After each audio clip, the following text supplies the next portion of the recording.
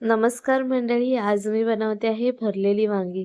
किती मस्त दिसतायत ना, अशीच चवीला सुद्धा लागतात. साहित्य आधी मी रेडी करून घेतलं. वांगी घेतली आहे, त्याला चिरा पाडून मी पाण्यामध्ये टाकून ठेवली 10 मिनिटासाठी. त्यानंतर कांदा खोबऱ्याचं वाटण घेतलं आहे 3 ते 4 चमचे. शेंगदाण्याचं कूट घेतलं आहे 2 चमचे साधारण.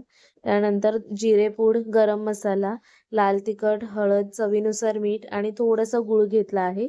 आता हे व्यवस्थित आपल्याला वाटण जे आहे ते मिक्स करून घ्यायचं आहे.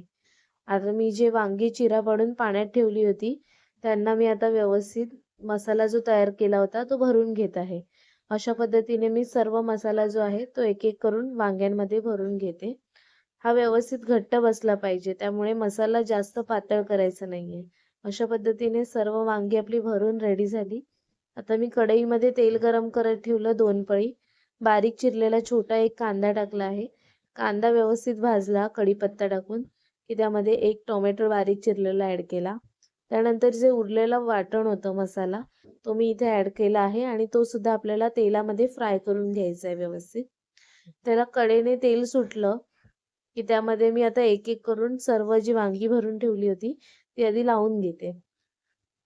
तर ही वांगी व्यवस्थित लावून झाली कडेने, की त्यामध्ये मी आता वरतून झाकण ठेवते आणि 1 वाटी इतकं साधारण पाणी ठेवते. ते आपल्याला वरती ठेवायचं आहे जेणेकरून मसाला जो आहे तो करपू नये.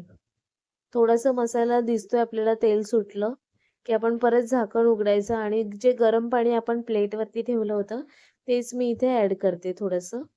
त्यानंतर एकदा वांगी व्यवस्थित मिक्स करून घेतली.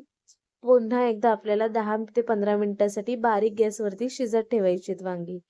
अशा पद्धतीने वांगी शिजली व्यवस्थित, की वरून कोथिंबीर ॲड केली आणि तयार आहे आपली भरलेली वांगी. तुम्ही सुद्धा नक्की ट्राय करून बघा आणि व्हिडिओ आवडल्यास लाईक, शेअर आणि सबस्क्राईब करायला विसरू नका. धन्यवाद.